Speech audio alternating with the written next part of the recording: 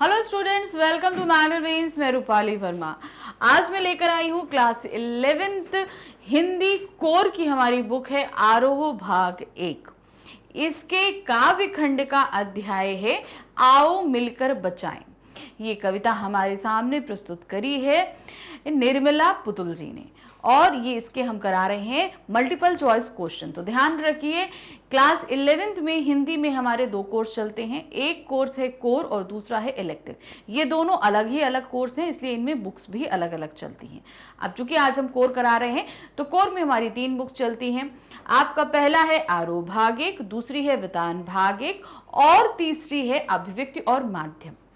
तो आज जैसे कि हम करा रहे हैं आरोह भाग 1, तो ये भी हमारी 2 खंडों में विभक्त है, गद्य खंड और काव्य खंड।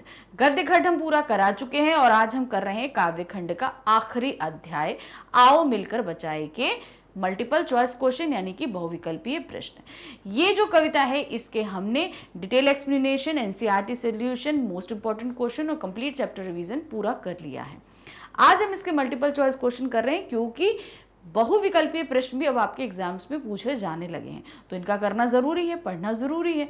तो ये इसको हम ध्यान से देखेंगे। अच्छा, ये ध्यान दीजिएगा कि जब हम मल्टीपल चॉइस क्वेश्चंस की बात कर रहे हूं तो ये देखना है कि क्वेश्चंस कहाँ कहाँ से आ सकते हैं। पहली चीज, जब हमारा चैप्टर शुरू होता है तो पहले हमारे पास लेखक का परिचय होता है। तो उनका जीवन मरण जो है, उनका जन्म स्थान कहाँ है, मृत्यु स्थान कैसा है, उनकी भाषागत विशेषताएं या काव्यगत विशेषताएं, सारी चीज़ें वो करने के बाद आप जो है, जो हम कविता पढ़ रहे हैं तो कविता का परिचय हो गया, कविता का अर्थ हो गया, उसका आश्रय हो गया, शब्दार्थ हो गए, उसके क्वेश्चन आंसर्स हो गए। तो बेसिकली जो बुक में जितना दिया है वो आपको बहुत अच्छे से पढ़ना है और जो चीज़ें आपकी बुक में आश्रय में निकल के आ रही हैं उनको भी समझना है, क्योंकि इन दोनों ही चीज़ों से आपसे प्रश्न आ सकते हैं। तो मैंने सारी चीज़ें बता दी, प्रश्न इन सब जगह से आएंगे और यहाँ पर हम इन सारी ही जगहों से आपके लिए प्रश्न लेकर आए भी। तो ध्यान से देखते हैं और शुरू करते हैं। पहला प्रश्न है, कवयित्री ने किस समाज को बेबाकी से प्रकट किया है? किस समाज का वर्णन उन्होंने इस कविता के अंदर किया हुआ है? मुंडा, भील, कोंकणी या संथाली? तो निर्मला पुतुल जी खुद एक संथाली समाज की आदिवासी महिला हैं। उन्होंने उस पर ही आधारित इस पूरी कविता को हमारे सामने रखा हुआ है। तो इन्होंने किस समाज के बारे में बताया है इस कविता के अंदर? संथाली समाज के बारे में बताया है। संथाली समाज जो है ये झारखंड का जो है एक आदिवासी समाज है, ठीक है ना, आदिवासी समाज है। खुद निर्मला पुतुल भी वहां से ही बिलोंग करती हैं। प्रश्न संख्या 2 है, यह दौर कैसा है? यानी कि इस समय का जो दौर ये बात कर रहे हैं, इस कविता में जिस दौर की उन्होंने बात करी है हम उसकी बात कर रहे हैं। तो क्या है? विश्वास भरा है, अविश्वास भरा है, विद्रोह भरा है या विध्वंस भरा है? तो कविता में जैसा दिया गया उसके हिसाब से ये दौर अविश्वास भरा है। यानी कि जैसे अब आप पुराने समय में चले जाओ, आज से अगर आप अपने दादा दादी के समय की बात करो तो उस समय जो है ना, लोगों के अंदर विश्वास था, आस पड़ोस के लोग पर भी लोग विश्वास करते थे। लेकिन आजकल के समय में देखिए वो विश्वास नहीं रह गया। कारण क्या है? आजकल लोगों के बीच में इतनी नज़दीकियां नहीं रह गई, जीवन लाइफ इतनी फास्ट हो चुकी है कि वो विश्वास कहीं ना कहीं उस फास्ट लाइफ में गायब हो गया है। तो अब यहाँ ये पूरी कविता जो हमने संथाली समाज के ऊपर पढ़ी है, इसमें देखा है कि किस तरीके से आदिवासी समाज के ऊपर शहरीकरण का प्रभाव बहुत तेजी से आ रहा है और इस शहरीकरण प्रभाव के कारण क्या, उनका जीवन भी शहरी लोगों की तरह होता जा रहा है। तो उनके अंदर जो विश्वास होना चाहिए वो विश्वास अब नहीं रह गया। तो ये पूरा एक अविश्वास भरा दौर चल रहा है। प्रश्न संख्या 3 है, कवयित्री ने किसके जीवन के अनछुए पहलुओं से परिचय कराया है? किसके जीवन के अनछुए पहलुओं से कराया है? आदिवासी जीवन के, ग्रामीण जीवन के, शहरी जीवन के या पहाड़ी जीवन के? तो अब ये जो हम देख रहे हैं, ये जो पूरी कविता हमने पढ़ी है, कवयित्री ने कौन से जीवन के बारे में बात करी? जाहिर सी बात है आदिवासी, क्योंकि संथाली समाज के बारे में बात करें और संथाली समाज क्या है? एक आदिवासी समाज है। तो इन्होंने आदिवासी जीवन के बारे में हमें इस कविता में पूरा बताया है। प्रश्न संख्या 4 है, नाचने के लिए कैसे आंगन की आवश्यकता है? उन्होंने बताया ना, ऐसा कौन जब अब आदिवासियों के लिए, अब जैसे हम लोग शहर में हम लोग टीवी देख लेते हैं, बाहर घूमने चले जाते हैं, खाना खाने चले जाते हैं, तो ये सारा एंटरटेनमेंट जो है वो गांव में या आदिवासी समाजों में नहीं होता। वहां पर एंटरटेनमेंट के लिए सबसे रास्ता जरिया क्या है? वो है नाचना और गाना। अब नाचने के लिए भी उन्हें कैसा आंगन चाहिए? खुला आंगन चाहिए। तो किस तरीके से आंगन उनको चाहिए नाचने के लिए? वो है खुले आंगन की जरूरत, यानी कि बहुत बड़ा। अब शहरों में क्या है, क्या इतने बड़े आंगन होते हैं? नहीं होते, छोटे छोटे से आप देखोगे। बहुत आजकल तो फ्लैट संस्कृति के चक्कर में वो आंगन भी गायब हो गए, वो आंगन भी नहीं दिखते। और जो आंगन जिन घरों में है भी वो छोटे छोटे, क्योंकि शहरों में इतनी जगह नहीं होती, लेकिन गांवों में तो बहुत सारी जगह होती है। तो किस तरह के आंगन चाहिए होते हैं? एकदम खुले आंगन, जहां पर नाचा जा सके। प्रश्न संख्या 5, धनुष की डोरी किसकी प्रतीक है? अब यहां पर बताया ना उन्होंने, धनुष और धनुष की डोरी। धनुष की डोरी किस चीज के प्रतीक के रूप में उन्होंने हमारे सामने रखी है? शिकार की, साहस की, वीरता की या युद्ध की? तो यहां धनुष की डोरी जो है वो शिकार के लिए प्रतीकात्मक। अब आदिवासी लोग जो हैं प्राकृतिक रूप से ही अपना भोजन लेते हैं, प्रकृति जो उन्हें दे रही है वो लेते हैं, और उन्हें उसका इंतजाम खुद करना पड़ता है। अब चाहे खेती बाड़ी करो, पेड़ों से लो, हर तरीके से। और आदिवासी लोग जो हैं वो शिकार करने में बहुत माहिर होते हैं, तो वो शिकार करके भी अपना भोजन प्राप्त करते हैं। तो धनुष की डोरी के तात्पर्य से उन्होंने बताया है कि आदिवासी समाज जो है वो शिकार में बहुत माहिर होता है। प्रश्न संख्या 6 है, रोने के लिए क्या चाहिए? हम अगर रोना चाहते हैं, ठीक है, मान लीजिए हमें आज स्कूल में बहुत पिटाई पड़ गई है, हमारा काम अच्छा नहीं गया, कुछ हुआ, तो हमारा दिन अच्छा नहीं है, मूड ऑफ रहेगा और वो फ्रस्ट्रेशन अंदर भरती रहेगी। अब हम क्या ढूंढ रहे हैं ताकि हम अच्छे से रो सकें, अपने मन की भड़ास को निकाल सकें?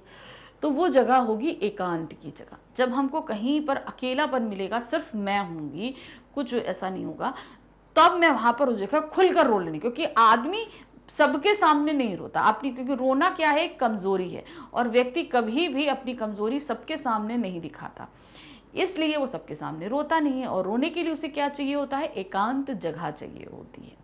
तो क्या चाहिए? कठोरता, मुट्ठी भर एकांत, शांत घर या खुला छत। तो उन्हें क्या चाहिए? वो चाहिए मुट्ठी भर एकांत, यानी कि थोड़ी देर के लिए कहीं एक एकांत चाहिए। मुट्ठी भर एकांत क्यों बोला है? सिर्फ एकांत क्यों नहीं बोला? मुट्ठी भर एकांत का तात्पर्य यह है कि जो आदिवासी समाज है उसमें लोग जो हैं आपस में बहुत एक दूसरे से जुड़े होते हैं, उनकी भावनाएं, उनकी बातें हर एक चीज दूसरों से शेयर होती है। लेकिन ये एक ऐसी चीज है जो ये लोग हम कोई भी नहीं शेयर करना चाहता। तो उन्होंने बोला कि बाकी सारा टाइम तो हम सबके साथ मिलजुल कर, हंसकर, फाउंडेशन के साथ बिता लेते हैं, लेकिन जब हमें रोना होता है तब हमें सिर्फ थोड़ी देर के लिए ही एकांत चाहिए होता है। बाकी सारा समय हम सबके साथ बिताते हैं, हमें अच्छा है, लेकिन क्या चाहिए? मुट्ठी भर एकांत, यानी कि थोड़े समय के लिए ही वो सन्नाटा हमको चाहिए ताकि मैं खुलकर रो सकूं। प्रश्न संख्या 7 है, बूढ़ों को किस चीज की आवश्यकता होती है? जो बुजुर्ग होते हैं उन्हें किस चीज की आवश्यकता होती है? पैसे की, शांति की, वन की या प्यार की? तो बूढ़ों को जो चाहिए वो है शांति।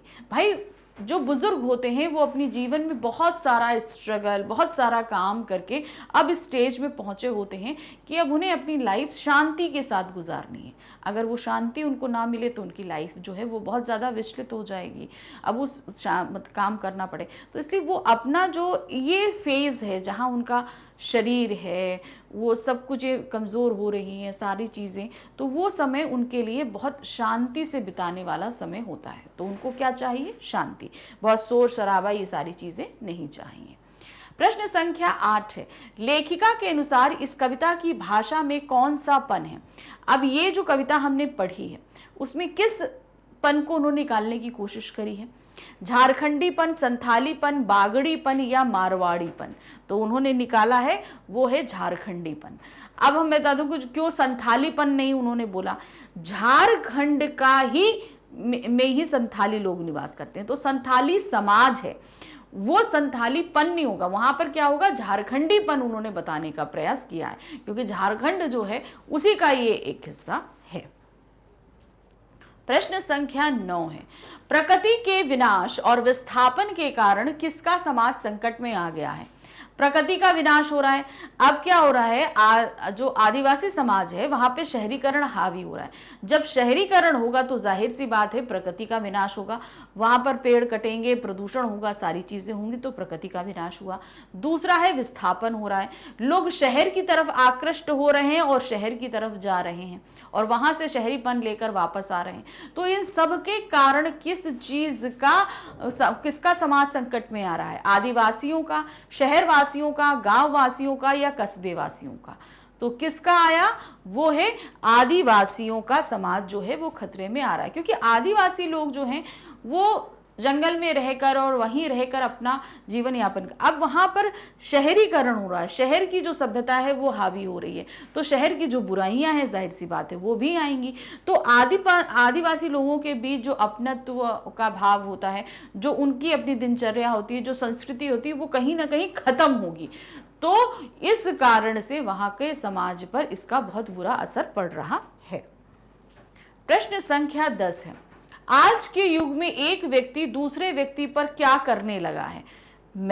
एक व्यक्ति दूसरे व्यक्ति पर क्या कर रहा है? अविश्वास, विश्वास, कुछ नहीं, या इनमें से कोई नहीं। तो सही क्या है? आज के समय में जब शहरीकरण आदिवासियों पर भारी पड़ रहा है, उन पर हावी हो रहा है, तो उनके अंदर जो है वह अविश्वास जो हो रहा है, एक मनुष्य दूसरे मनुष्य पर अविश्वास प्रकट करने, उसे ट्रस्ट ही नहीं हो रहा है, विश्वास ही नहीं होता है कि हाँ ये ऐसा है। ठीक है।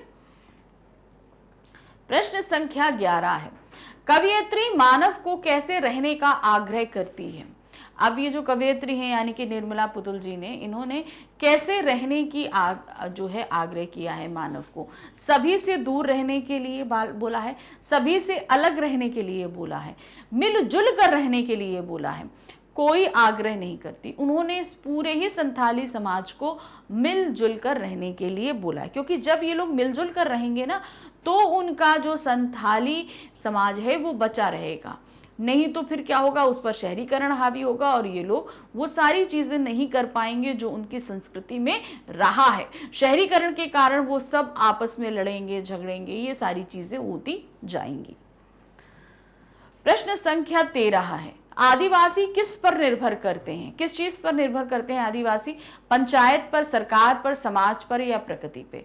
आदिवासियों का पूरा जीवन जो है वो प्रकृति पर ही निर्भर रहता है। वो किसी भी चीज को जो है वो मौलिक रूप में ही लेना पसंद करते हैं, यानी प्राकृतिक रूप में ही प्रदान करते हैं, चाहे वो उनकी फल फूल, रहन सहन के लिए कपड़े लत्ते। देखिए आदिवासियों को अगर आप पहले, अब आजकल तो कपड़े पहनने लगे, पहले तो वो कपड़ों पत्तों के ही कपड़े बना लिया करते थे। घर भी उनकी प्रकृति के देन होते, खाने की सारी चीजें भी वो प्रकृति से लेंगे, शिकार भी वो प्रकृति से ही करेंगे, पानी भी उनका वहीं रहेगा, उनका जो एंटरटेनमेंट का जरिया है वो भी प्रकृति, यानी कि धनुष बाण वगैरह जो शिकार के लिए इस्तेमाल करते हैं, नाचने के लिए देखिए बहुत सारे जो प्रॉप्स इस्तेमाल करते हैं वो भी जो है प्रकृति से ही लिए गए होते हैं। तो इस तरीके से उनका पूरा जीवन जो है वो प्रकृति पर ही निर्भर रहता है। प्रश्न संख्या 13 है, प्रकृति के विनाश के कारण कौन अपना अस्तित्व खोते जा रहे हैं? किसने अपने अस्तित्व को खो दिया है? लोग, कवि, लेखक या आदिवासी? तो प्रकृति के विनाश के कारण आदिवासी जो है वो अपने अस्तित्व को खो रहे हैं। देखिए आज के समय में अगर आप आदिवासियों की बात करेंगे और आप आदिवासियों को ढूंढने के लिए अगर जंगलों में जाएंगे तो वहां पर आप शहरीकरण का प्रभाव बहुत तेजी से देखेंगे। उनके रहन सहन, खान पान, आजकल के आदिवासियों के पास मोबाइल भी है, चश्मे हैं, कपड़े हैं, सब कुछ पहन रहे हैं। तो वही चीज उन्होंने बोला कि जैसे जैसे शहरीकरण हो रहा है प्रकृति जो है वो विनाश की तरफ बढ़ रही है और आदिवासियों पर इसका बहुत ही बुरा प्रभाव पड़ भी रहा है। प्रश्न संख्या 14 है, शहर का वातावरण कैसा होता है? अब शहर के वातावरण की बात करें, क्योंकि उस संथाली समाज पर शहरीकरण का प्रभाव पड़ रहा है, तो वहां का वातावरण किस तरीके का है? शुद्ध, प्रदूषित, अच्छा या बेकार? तो आप लोग, सब लोग शहरों में रहते हैं, हम भी शहर में रहते हैं, तो आप अगर एक जंगल में जाओ या गांव में जाओ, वहां का वातावरण या शहर के वातावरण को अगर आप कंपेयर करने लगोगे तो सबसे पहली चीज आप क्या नोटिस करोगे? वो है प्रदूषण। शहर में प्रदूषण बहुत है, जबकि गांव में शुद्ध हवा हम लोग को मिलती है ना? तो सही क्या है? वो शहर का वातावरण प्रदूषित है, क्योंकि वहां पर कोई हमें हवा, मेन जिंदा रहने के लिए हम सबसे पहले ऑक्सीजन चाहिए, सांस चाहिए, वही प्रदूषित है। अब शहरों में तो इतना ज़्यादा पोल्यूशन होता है, गांव में वही चीज़ शुद्ध है। देखिए प्रश्न संख्या 15 है, प्रस्तुत अवतरण में कवयित्री ने किसके प्रति चिंता उजागर करी है। अब प्रस्तुत अवतरण मतलब ये जो हमारे सामने उन्होंने कविता रखी है, इसमें किस चीज को लेकर वो बहुत ज्यादा चिंतित है।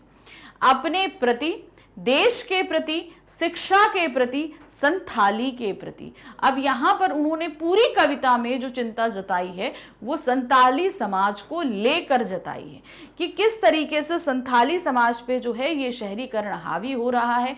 वो लोग बुरी आदतों की तरह, बुरी दिनचर्या की तरफ जो है वो आकर्षित हो रहे हैं, उन चीजों को अपना रहे हैं, जिसके कारण हमारी जो संस्कृति अर्थात संथाली संस्कृति है वो नष्ट हो रही है।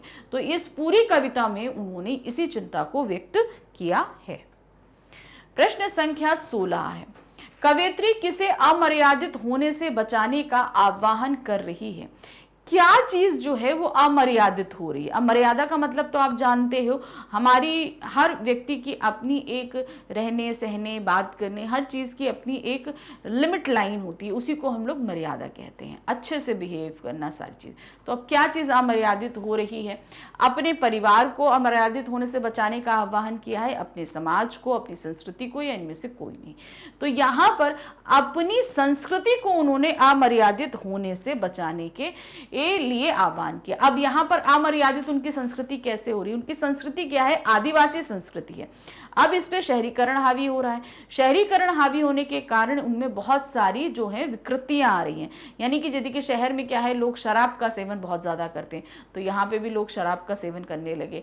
उनकी जो दिनचर्या, अब शराब के सेवन से शरीर जो है वो शिथिल हो जाता है, और क्या है उनकी जो दिनचर्या है वो उसे पूरी तरीके से फॉलो नहीं करते, जो आगे जो आदिवासियों के लिए बहुत बुरा है। तो इस तरीके से उनकी जो एक मर्यादा है, जो उनकी संस्कृति है, वो सभी नष्ट हो रही है। प्रश्न संख्या 17 है, शहरी संस्कृति के प्रभाव में आकर किन लोगों की दिनचर्या में ठहराव आता जा रहा है। कि अब शहरी जो लोग हैं, जो शहरी संस्कृति है, उसके प्रभाव में किन लोगों की जिंदगी में जो है वो शिथिलता आ रही है। ये चीज उन्होंने बोली, दिनचर्या में ठहराव, ठहराव मतलब शिथिलता आ रही है। अब जो गांव का जीवन होता है वो बहुत गतिशील होता है, शहर से कहीं ज्यादा। वहां के लोग आराम नहीं करते। आप सुबह से देखोगे किस तरीके से लोग सुबह अर्ली मॉर्निंग सूरज के साथ उठ जाते हैं, सूरज की रोशनी होने से पहले उठ जाते हैं और उनका दिन शुरू हो जाता है। कितनी मेहनत करते हैं, खेतों पे जाते हैं, काम करते हैं। औरतें घर में कितना सारा काम करती हैं। लेकिन शहरों में यही चीजें आई हैं। शहर में लोग कितना आराम का जीवन जीते हैं, हर एक चीज उनको घर पे मुहैया है, उसके लिए उन्हें मेहनत नहीं करनी। पानी हो, कुछ भी हो, खाना भी आजकल देखिए माइक्रोवेव और गैस में बन जाता है, इजी वे में बन जाता है। औरतों की हेल्प के लिए मेड्स हैं, कितनी सारी मशीनें हैं, सब कुछ है कि नहीं।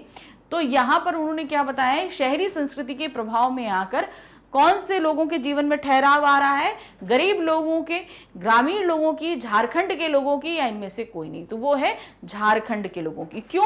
क्योंकि देखिए अब यहाँ पर क्योंकि यहाँ पर वो संथाली समाज के बारे में बात करें, और संथाली समाज कहाँ है, झारखंड का है।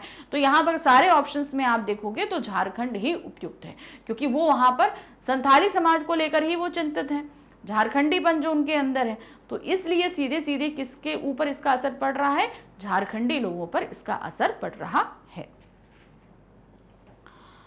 प्रश्न संख्या 18 है, निर्मला पुतुल का जन्म कहाँ हुआ है। अब आप सभी को पता है कि हमारी जो कवयित्री हैं वो है निर्मला पुतुल। अब उनका जन्म कहाँ पर हुआ है, मध्य प्रदेश के आदिवासी परिवार में, बिहार के आदिवासी परिवार में, झारखंड के आदिवासी परिवार में, नागालैंड के आदिवासी परिवार में। तो ये तो हमने कविता पढ़ के ही देख लिया कि उनका कहाँ हुआ है, वो हुआ है झारखंड के आदिवासी परिवार में। प्रश्न संख्या 19 है, आओ मिलकर बचाएं कविता में किसका जिक्र नहीं है। अब ध्यान दीजिएगा, यहाँ क्या दिया है, जिनका जिक्र नहीं है की बात की गई है। संथाल परगना की, झारखंडी भोलापन, शहरी सुविधाएं, जुझारूपन। तो यहाँ पर देखिए संथाली समाज की जो बात हो रही है, तो वहां पर संथाल परगना की उन्होंने बात करी है, झारखंडी लोग में भोलापन होता है ये भी बात करी है उन्होंने, और जो आदिवासी होते हैं वो जुझारू होते हैं, हर एक चीज में मेहनत करना, उस चीज को पाना उनके अंदर होता है। लेकिन जिस चीज की बात नहीं करी है वो है शहरी सुविधा। शहरीकरण के कारण जो नुकसान होता है उसका तो उल्लेख है, लेकिन शहर की सुविधाओं के बारे में कोई भी उल्लेख नहीं किया गया है। तो सीधे सीधे है, शहरी सुविधाओं के बारे में उल्लेख नहीं है। प्रश्न संख्या 20 है, संथाल परगना की क्या समस्या है। अब इस पूरे उसमें संथाल परगना की समस्या क्या निकल कर आई है, यहाँ की भौतिक संपदा का शोषण किया जा रहा है। दूसरा है, बदले में लोगों को कुछ नहीं मिलता है। संथाल की संस्कृति नष्ट होती जा रही है। उपरोक्त सभी ठीक हैं। तो संथाल परगना की जो समस्या है वो उपरोक्त सभी है, अर्थात यहाँ पर भौतिक संपदा का शोषण किया जा रहा है। यहाँ पर जो चीजें हमें प्राकृतिक रूप से सारी चीजें हैं, शहरीकरण आने के कारण वो सारी चीजें नष्ट हो रही हैं और उसके बदले में यहाँ के लोगों को कुछ नहीं मिलता है। और संथाल की संस्कृति भी नष्ट होती जा रही है। जो एक आदिवासियों की जो संस्कृति है वो पूरी तरीके से खत्म हो रही है। प्रश्न संख्या 21 है, संथाली बस्तियों को किससे खतरा है। किस चीज से खतरा है, मैं आपको बताते चली आ रही हूं उतनी देर से किस चीज से खतरा है। शहरी जीवन से, शहरी अपसंस्कृति से, आधुनिक शिक्षा से या आतंकवाद से। तो किससे खतरा बताया गया है, वो है शहरी अपसंस्कृति। अब शहर की संस्कृति को अपसंस्कृति क्यों कहा गया है, क्योंकि ये संस्कृति जो है उनको आलसी बना रही है, उनके अंदर बुरी प्रवृत्तियों को ला रही है, इसलिए शहरी संस्कृति को अपसंस्कृति बताया। क्योंकि शहर की संस्कृति जो झारखंडी लोग अपना रहे हैं, जो संथाली लोग अपना रहे हैं, उनका जो एक ऊर्जावान जो जीवन था, जो जुझारू जीवन था, जो भोलापन था, वो सारी क्वालिटीज खत्म हो रही है और शहर से जो चीजें आ रही हैं वो उनको पूरी तरीके से बदल कर रख दे रही है। इसलिए शहरी संस्कृति को अपसंस्कृति कहा गया। तो संथाली बस्तियों को किससे खतरा है, वो शहरी अपसंस्कृति से खतरा है। प्रश्न संख्या 22 है, बस्तियों के नंगी होने का अभिप्राय क्या है। अब यहां पर उन्होंने बताया बस्तियों के नंगे होने से तात्पर्य है मर्यादाहीन होना, यानी कि वहां के लोगों की जो मर्यादा है, अब स्त्रियों की मर्यादा है संपूर्ण कपड़े, वो मर्यादा कहीं खोती जा रही है। इसलिए लोगों का पलायन, यानी कि लोग जो हैं वो गांवों को छोड़कर शहरों की तरफ आकृष्ट हो रहे हैं, ये है। वृक्षों का काटा जाना, यानी कि वृक्ष जो हैं वो काट दी। किसी भी जो बस्तियां होती हैं, ग्रामीण क्षेत्र होता है, वहां प्रकृति जो है वही सबसे सुंदर रूप में होती है। अब उन्हीं को काट दिया जाए तो फिर क्या रहेगा, तो इसका मतलब ये हो गया। नेक्स्ट है शिक्षा का अभाव, अर्थात जो है इन बस्तियों में शिक्षा नहीं मिलती लोगों को, इसलिए बोला गया है बस्तियां नंगी हो रही हैं। लेकिन जो कविता में दिया गया है उसके हिसाब से यहाँ पर है बस्तियों का नंगा होने से तात्पर्य है वृक्षों का काटा जाना, क्योंकि शहरीकरण होने के कारण शहर की बहुत, जैसे वहां पर फैक्ट्री लगाए जा रहे हैं, उद्योग लगाए जा रहे हैं, इसके कारण क्या हो रहा है, वहां उनको जमीन चाहिए और जमीन चाहिए उसके लिए वो पेड़ों को काट रहे हैं, इसलिए बस्तियां नंगी हो रही हैं। प्रश्न संख्या 23 है, मन का हरापन से क्या तात्पर्य है। मन का हरापन, अब मन में कहीं हरियाली होती है, हरियाली तो प्रकृति में होती है। अब ये उन्होंने यहाँ पर लाक्षणिक तौर पर रखा है, तो इसका तात्पर्य क्या है, क्या मतलब इसका निकल के आ रहा है। शिक्षा के साधन, धन संपत्ति, मधुरता और उमंग, सुविधा का होना। तो यहाँ पर मन का हरापन का होना है मधुरता और उमंग। जिस मन में मिठास हो, जीने की उमंग हो, वो मन क्या है, हरा भरा है। अगर किसी भी व्यक्ति के अंदर जीने की उमंग ही नहीं है, उसे लग रहा है नहीं हमें नहीं जीना, हम नहीं कुछ करेंगे, तो ऐसा व्यक्ति क्या होगा, उसके अंदर तो पूरी तरीके से सारी उमंग, सब कुछ मिट गया, खत्म हो गया, तो ऐसे व्यक्ति का दिल तो मर गया, ठीक है, उसको बोलेंगे मुर्दा शांति। लेकिन यहाँ पर क्या उन्होंने मन का हरापन बताया कि मन में जिंदगी को जीने की उमंग भी है, उत्साह भी है, लोगों के साथ बात करने की मधुरता भी है, सब कुछ है, इसलिए उसके अंदर सब कुछ बना हुआ है।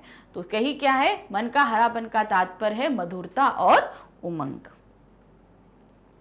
प्रश्न संख्या 24 है, प्रदेश के लोगों की दिनचर्या कैसी हो गई है, यानी कि झारखंड प्रदेश के लोगों की दिनचर्या किस तरह की हो गई है। तेज और शानदार, उत्साहपूर्ण और प्रसन्न, ठंडी और सुस्त, मंद और उदास। तो कविता के अनुसार प्रदेश के लोगों की जो दिनचर्या है वो ठंडी और सुस्त हो गई है, क्योंकि उनके ऊपर शहरीकरण हावी हो गया। शहरीकरण हावी होने के कारण उनके अंदर आलस आ गया, जबकि ग्रामीण जीवन जो है वो बहुत मेहनती और जुझारू होता है, और उनके अंदर अब क्या आ गया है, ये सुस्ती आ गई है। इसी वजह से कहा गया है प्रदेश के लोगों की दिनचर्या ठंडी और सुस्त हो गई है, क्योंकि शहरीकरण जो हुआ है उसके कारण उनके अंदर आलस आ गया है। प्रश्न संख्या 25 है, जीवन की गर्माहट का अर्थ नहीं है। अब यहां ध्यान दीजिएगा, जीवन की गर्माहट का अर्थ नहीं है, इसका क्या मतलब होता है? हलचल, उत्साह, शिथिलता, गतिशीलता। तो यहां पर जीवन की गर्माहट का तात्पर्य नहीं है, वो है शिथिलता। गर्माहट का तात्पर्य क्या होता है? कोई चीज गर्म है, यानी कि वो गतिशील है, चल रही है, हलचल बनी हुई है। लेकिन अगर उसमें गर्माहट नहीं है तो इसका मतलब कि वो रुक गई है, तो इसका अर्थ नहीं हुआ, मतलब उसमें शिथिलता नहीं है। शिथिलता मतलब होता है रुका होना, और गर्माहट का मतलब होता है तीव्रता। प्रश्न संख्या 26 है, झारखंडी लोगों की विशेषता नहीं है। क्या बताया? जो विशेषता नहीं है, भोलापन, चापलूसी, जुझारूपन या अक्कड़पन। तो सही क्या है? जो उनकी विशेषता नहीं है वो है चापलूसी। भाई चापलूसी जो विशेषता बताई गई है शहरों के, यानी कि यहाँ के लोग अपना काम करवाने के लिए एक व्यक्ति दूसरे व्यक्ति की चापलूसी किया करता है, तो सीधे सीधे जो है वो उनकी नहीं है, वो है चापलूसीपन। प्रश्न संख्या 27 है, आदिवासियों के मुख्य औजार कौन से हैं? अब इन सभी औजारों के बारे में इस कविता में उसमें बताया गया है, ध्यान रखिएगा। जहां पर उनके धनुष बाण है, कुल्हाड़ी है, तीर है, इन सभी का वर्णन है। तो सीधे सीधे क्या हुआ? धनुष, तीर, कुल्हाड़ी, उपर्युक्त सभी, तो ये सभी उनके प्रमुख औजार हैं। तो ये क्या होगा? उपर्युक्त सभी। प्रश्न संख्या 28 है, भीतर की आग का आश्रय क्या है? अब भीतर की आग, भीतर की आग का मतलब क्या हुआ? मन के अंदर जल रही कोई चीज। तो यहां पर क्या है? कार्य करने का उत्साह, अंदर आग लगना, जोश का मिट जाना, उदासी और सुस्ती। तो यहां पर भीतर की आग का मतलब है, आग मतलब क्या होता है? हमारे अंदर एनर्जी है, यानी कि काम करने का जो उत्साह होता है वो मेरे अंदर है। तो भीतर की आग का क्या तात्पर्य हुआ? वो है कार्य करने का उत्साह। हम जो कार्य कर रहे हैं उसको पूरी तरीके से हम मन लगा कर रहे हैं, पूरी ताकत से कर रहे हैं, ताकि ये काम जो है वो सफल हो जाए। प्रश्न संख्या 29 है, कवियत्री एकांत क्यों चाहती है? उन्होंने एकांत की बात करी, कवित्री ने एकांत की बात करी है, मुट्ठी भर एकांत। अब उन्हें वो मुट्ठी भर एकांत चाहिए क्यों? अपने मन का काम करने के लिए, भीड़ से बचना चाहती हैं इसलिए, बाधाओं से बचने के लिए, कोई मुश्किलें जो आ रही हैं उसके लिए वो उससे बचना चाहती हैं इसलिए एकांत चाहती हैं, मन की पीड़ा को रोकर कम करने के लिए। तो यहाँ मुट्ठी भर एकांत की जो उन्होंने मांग करी है वो है मन की जो तकलीफ होती है, जो पीड़ा होती है, उसे अक्सर हम रोकर खत्म करते हैं। तो उसी के लिए उन्होंने यहाँ पर बोला है कि मुझे एकांत चाहिए अपने मन की पीड़ा को रोकर खत्म करने के लिए। प्रश्न संख्या 30 है, खुले आंगन की जरूरत क्यों है? अब उन्होंने बताया ना कि खुला आंगन चाहिए। अब शहरों में क्या होता है? खुला आंगन नहीं होता, लेकिन उन्होंने बोला है कि भाई जो आदिवासी लोग होते हैं उन्हें खुले आंगन की बड़ी आवश्यकता होती है। अब उन्होंने वो खुले आंगन की बात करी क्यों है, किस लिए करी है? नाचने और प्रसन्न होने के लिए, सोने और आराम करने के लिए, बैठने और काम करने के लिए, वाहन खड़े करने के लिए। तो खुले आंगन की उन्हें जरूरत है नाचने और प्रसन्न होने के लिए। भाई जब आदिवासी लोग बहुत खुश होते हैं, प्रसन्न होते हैं, तो वो अपनी प्रसन्नता को व्यक्त करने के लिए या अपना मनोरंजन करने के लिए वो नाचते हैं। अब नाचना कोई छोटी सी जगह में हो तो होता नहीं है, तो उसके लिए क्या चाहिए? बड़े बड़े खुले आंगन चाहिए। तो उन्होंने जब खुश होकर नाच रहे हैं तो उसके लिए उन्हें बड़े बड़े आंगनों की आवश्यकता पड़ती है। प्रश्न संख्या 31 है, हरि हरि में कौन सा अलंकार है? अब देखिए यहाँ पर हरि और हरि, अलंकार कौन सा होगा देखकर आप पहचान गए होंगे। ऑप्शन देखें, उपमा अलंकार, रूपक अलंकार, पुनरुक्ति प्रकाश अलंकार या मानवीयकरण अलंकार। तो यहाँ पर हरि और हरि, हरि मतलब होता है हरापन। एक ही शब्द दो बार इस्तेमाल किया गया है, दोनों बार उसका अर्थ सेम ही है, इसलिए यहाँ पर क्या होगा? पुनरुक्ति प्रकाश अलंकार होगा। प्रश्न संख्या 32 है, पहाड़ों की शांति किसके लिए चाहिए। अब पहाड़ों पर जो शांति होती है वो किसके लिए इन्होंने मांग करी है, फसल के लिए, बच्चों के लिए, पशुओं के लिए या बूढ़ों के लिए। तो पहाड़ों पर जो शांति चाहिए, कवियत्री ने जो कविता में बात करी है वो बुजुर्गों के लिए चाहिए, क्योंकि बुजुर्गों ने अपना पूरा जीवन बहुत संघर्ष करके बिताया है। तो अब वो जो उनका जीवन बुढ़ापा जो है वो उन्हें शांति से बिताना है, तो पहाड़ों पर वो उस शांति के लिए बोलती हैं।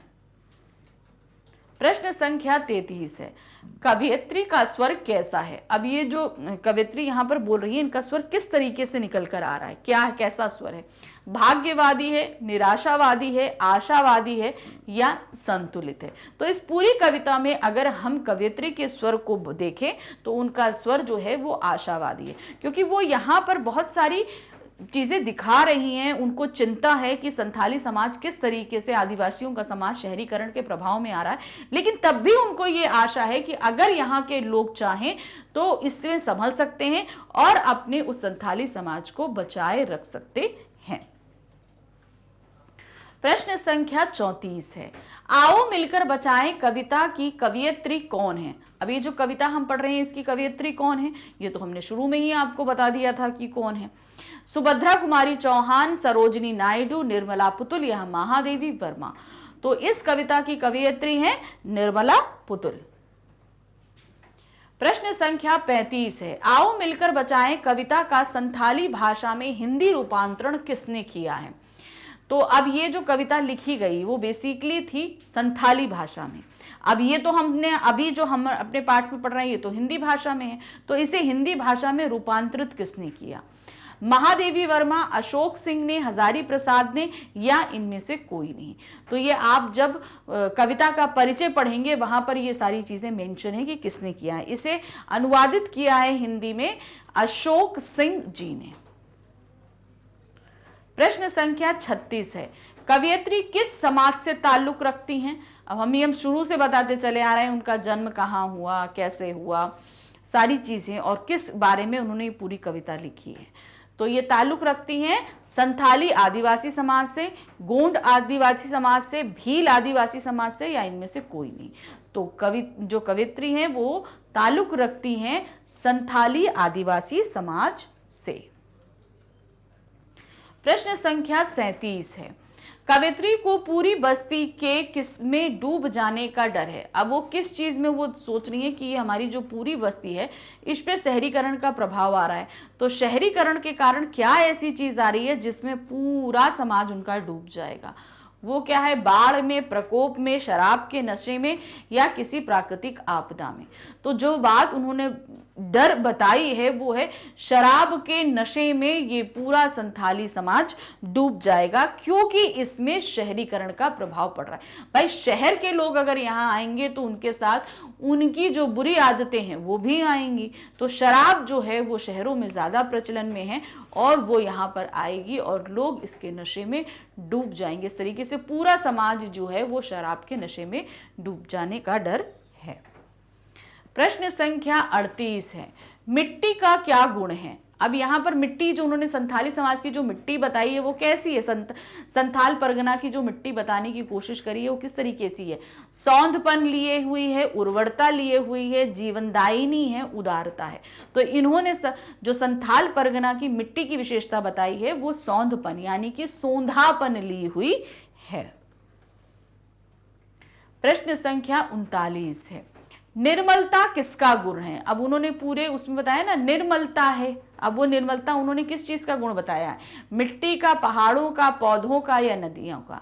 तो निर्मलता किसमें होगी, जाहिर सी बात है नदियों में ही होगी। तो यहाँ पर क्या बताया गया, निर्मलता नदियों का गुण बताया, क्योंकि जो आदिवासी समाज है वो प्रकृति पर डिपेंड करता है। तो पानी भी हमारी एक बेसिक नीड है।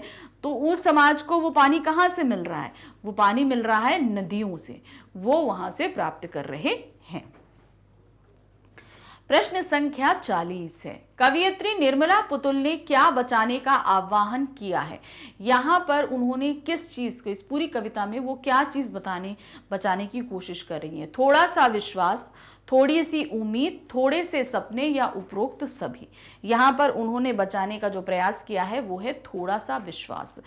क्यों? क्योंकि लोगों को, अब आदिवासी लोग हैं, वो जिस संस्कृति और सभ्यता में रहते आए हैं, उस संस्कृति सभ्यता में लोग एक दूसरे पर विश्वास करते हैं। अगर हम विश्वास नहीं करेंगे, अविश्वास पैदा करेंगे, तो जाहिर सी बात है हमारा जो बाउंडिंग होती है गांव की, आदिवासी समाज की, वो जो है वो टूट जाएगी। तो उन्होंने बताया कि भाई थोड़ा सा एक दूसरे पर विश्वास दिखाइए, उसको बचाइए, अपने अंदर उस अविश्वास को पनपने मत दीजिए। प्रश्न संख्या 41 है, आओ मिलकर बचाएं कविता में कवयित्री किससे आग्रह कर रही हैं? उन्होंने यहां पर ये आग्रह तो कर रही हैं कि भाई संथाली जनजीवन को शहरीकरण से बचाना है, मगर ये रिक्वेस्ट वो कर किससे रही हैं? मानव जाति से, सरकार से, पाठकों से या दोस्तों से?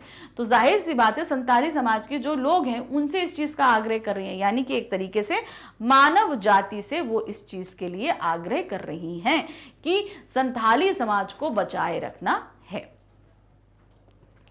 प्रश्न संख्या 42 है, अपने चेहरे पर संथाल परगना की माटी का रंग, पंक्ति का आश्रय क्या? अब उन्होंने बोला कि अपने चेहरे पर संथाल परगना की माटी का रंग।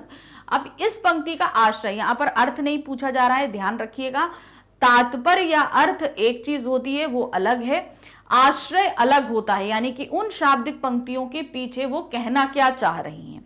तो यहां आश्रय पूछा गया है, तो इसका अर्थ हुआ संथाल परगना की मिट्टी का स्वाभाविक रंग, संथाल परगना की माताओं का रंग, संथाल परगना की होली, संथाल परगना का स्वाभाविक चेहरा।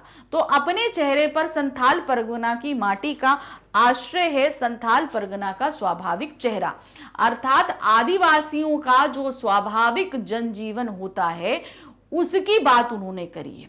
ऐसा जीवन जो नेचुरल, जो लाखों करोड़ों सालों से, पहले लाखों सालों से चला आ रहा है उनका आदिवासी जीवन, वो वैसा ही रहे, उनमें किसी भी तरह का बदलाव नहीं।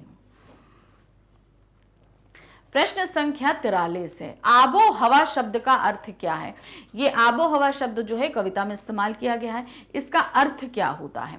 अपनी हवा, हवा, जलवायु या उपरोक्त में से कोई नहीं। यहाँ आबो हवा का तात्पर्य होता है जल वायु, अर्थात हमारे आसपास का जो वातावरण है उसको हम जलवायु कहते हैं। तो जो, जैसे मान लीजिए आदिवासी लोग हैं तो उनके आसपास की जलवायु या आबो हवा जो है बहुत शुद्ध होगी। अब यही आप शहर में आ जाइए, वहां की आबो हवा यानी कि वहां की जो वायु है, जल है, वो सभी क्या है? प्रदूषित होगा। तो आबो हवा का तात्पर्य क्या होता है? जलवायु यानी कि आसपास का पर्यावरण। प्रश्न संख्या 44 है, कवयित्री किसकी पवित्रता को बनाए रखने का संकल्प लेने की बात कहती हैं? उन्होंने किसकी पवित्रता को बनाए रखने की बात के लिए वचन लेने की बात कही है? आदिवासियों की पवित्रता को, नदियों के जल की, पेड़ों की, कविता की? तो उन्होंने किसकी पवित्रता को बनाए रखने के लिए बात की है? वो करी है नदियों के जल की। भाई नदियां जो हैं हमारे देश में माता के रूप में पूजी जाती हैं। क्यों पूजी जाती हैं? क्योंकि वो हमें वो चीज़ देती हैं जो जिंदा रहने के लिए ज़रूरी है। देखिए, हम अगर खाना 4 दिन नहीं खाएंगे हम तब भी जीवित रहेंगे, लेकिन अगर हमें पानी नहीं मिलेगा आज, तो जाहिर सी बात है आज या कल में हम खत्म हो जाएंगे, मर जाएंगे। हमारे शरीर में पानी की बहुत ज़रूरत है। तो वो नदियों का जो है पवित्र रहना, निर्मल रहना उनका बहुत ज़रूरी है। अगर वो प्रदूषित हो जाएं तो हमें अगर साफ पानी नहीं मिलेगा तो हम बहुत ही जल्दी, हमारी खुद का अस्तित्व मिट जाएगा। तो वही चीज़ कवयित्री ने किसकी पवित्रता यानी कि शुद्धता को बनाए रखने की बात की है? नदियों के जल की पवित्रता या शुद्धता को बनाए रखने की बात कही है। प्रश्न संख्या 45 है, धनुष, तीर और कुल्हाड़ियां किसकी दिनचर्या का अंग है?